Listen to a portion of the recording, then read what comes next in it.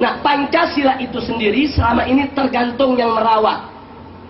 Pancasila tatkala dirawat oleh Bung Karno, Pancasila itu ditafsirkan oleh Bung Karno sesuai dengan pahamnya. Karena Bung Karno berpaham nasakom, punya cita-cita untuk menyatukan nasionalisme, agama, dan komunis, maka Pancasila versi Soekarno mengizinkan komunis untuk hidup subur di Indonesia.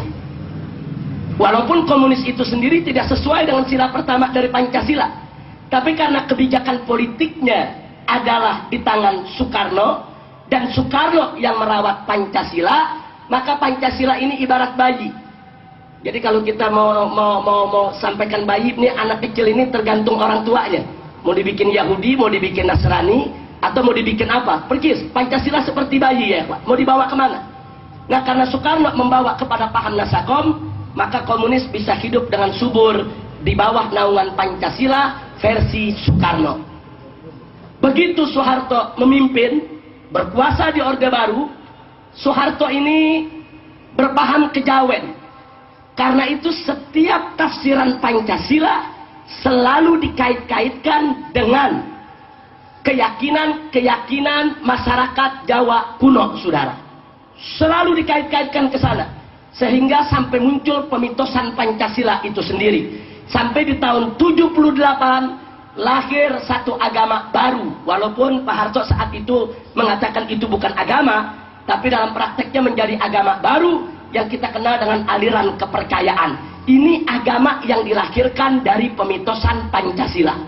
Karena Pancasila dijadikan satu mitologi, kemudian akhirnya melahirkan satu kepercayaan kepada Tuhan Yang Maha Esa yang membenarkan semua agama, lahir yaitu aliran kepercayaan pada tahun 77 yang kemudian pada tahun 78 dimasukkan dalam TAP MPR RI tentang GBHN. Nah, jadi kita bisa lihat Pancasila tergantung siapa yang rawat. Nah, karena Soeharto seorang anti PKI, maka PKI tidak bisa hidup lagi di bawah Pancasila versi Soeharto ya, kawan. Nah, kemudian begitu Soeharto tumbang, masuk ke era reformasi. Nah, sekarang begitu kita masuk ke era reformasi, Pak Habibie yang berkuasa. Nah, karena Pak Habibie ini walaupun merupakan sisa-sisa daripada Orde Baru, tapi masih punya visi keislaman. Sehingga di bawah Habibie lahir undang-undang yang membolehkan daerah istimewa Aceh untuk menjalankan syariat Islam yang tidak pernah terjadi sepanjang Orde Lama dan Orde Baru ya, kawan. Artinya di sini Habibie menafsirkan Pancasila dengan versi Islamnya, bahwa Pancasila ini harus dirawat dengan rawatan Islam. Karena itu Pancasila tidak boleh dijadikan sebagai penghalang penerapan syariat Islam. Akhirnya syariat Islam gol di Aceh ya, kawan. Itu zaman Habibie golnya undang-undang tersebut. Nah, kemudian begitu Habibie tumbang, naik Gus Dur.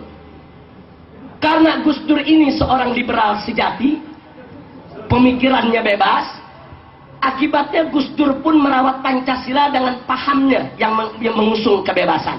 Karena itu jangan kaget tatkala Gus Dur mengusulkan supaya TAP MPRS nomor 25 tahun 66 dicabut. Itu TAP MPRS tentang pelarangan PKI, pembubaran PKI, dan pelarangan dari paham komunisme. Nah, kenapa Gus Dur minta itu dicabut? Karena Gus Dur itu seorang liberal sejati. Orang mau jadi Muslim, mau jadi kafir, mau agamanya gado-gado, mau jadi komunis, itu dianggap hak asasi manusia ya, kawan. Nah, sehingga Pancasila di bawah asuhan Gus Dur memberi peluang kembali kepada paham-paham semacam itu untuk hidup dengan subur.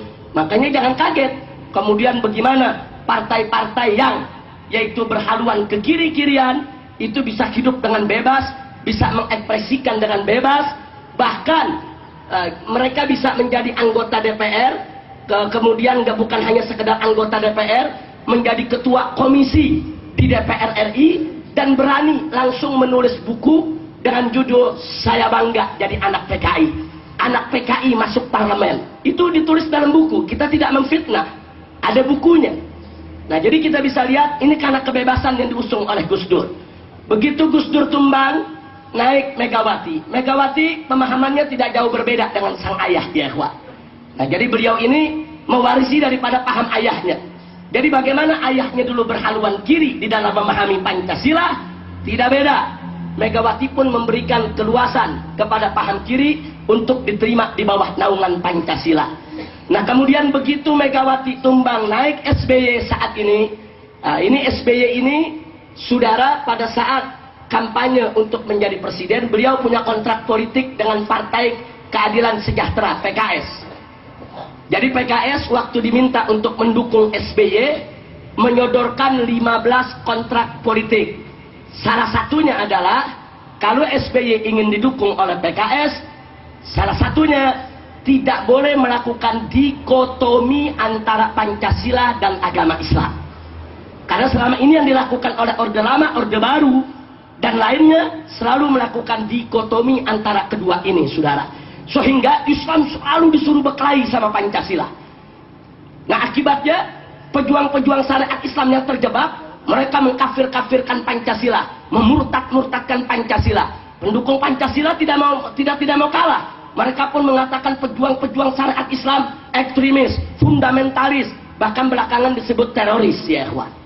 Nah, jadi ini satu pertempuran ideologi. Sementara Islam itu sendiri bukan ideologi, tapi merupakan akidah, syariat dan akhlak. Nah, jadi kita lihat di sini, yang ingin saya tekankan di sini sekali lagi dari pengalaman-pengalaman yang sudah saya sampaikan tadi, jangan kita terjebak untuk dihadap-hadapkan dengan Pancasila. Begitu kita terjebak, maka kita akan repot untuk menghadapi segala tuduhan ketimbang formalisasi syariat Islamnya ya ikhwan. Energi kita akan habis, tenaga kita akan habis, akhirnya waktu kita juga akan habis. Kita tidak akan punya waktu lagi untuk mempositivisasi daripada syariat Islam, mentransformasi daripada syariat Islam, karena kita akan kewalahan untuk menghadapi segala tuduhan-tuduhan. Oh, ini anti Pancasila, ini subversif, ini ingin mendirikan negara, oh ini ingin menggantikan dasar negara, oh ini ingin menghancurkan NKRI, dan seterusnya dan seterusnya. Dan ini sedang dimainkan oleh mereka. Contoh, saya kasih contoh. Pada saat saya dan kawan-kawan dari MUI, dari FUI, kemudian begitu juga dari aktivis-aktivis NU dan Muhammadiyah yang punya peduli terhadap pornografi dan porno aksi, menggelar aksi 1 juta umat di Jakarta.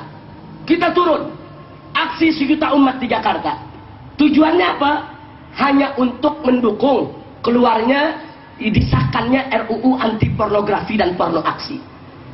Besoknya Gus Dur dan kawan-kawan juga menggelar aksi. Walaupun yang hadir bisa terhitung tidak banyak ya ikhwan. Tapi yang menarik, aksi itu diberikan nama Aksi Bhinneka Tunggal Ika, aksi menyelamatkan Pancasila, aksi menyelamatkan UUD 1945. Artinya apa? Gus Dur dan kawan-kawan mencoba untuk mencari momentum agar para pejuang syariat dihadap-hadapkan kembali dengan Pancasila ya ikhwan.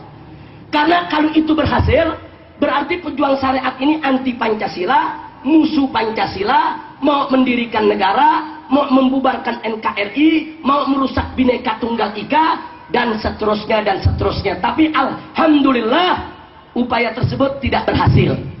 Nah, cuman kita mesti waspada. Upaya-upaya mereka yang anti penegakan syariat Islam akan selalu berupaya untuk mendorong kita dihadap-hadapkan dengan Pancasila. Maka itu jangan terjebak. Sekali lagi, jangan terjebak oleh apa yang mereka sedang upayakan. Maka itu di sini saya tuliskan Pancasila. Tidak ada satupun sila dari Pancasila yang melarang penerapan syariat Islam. Tidak ada.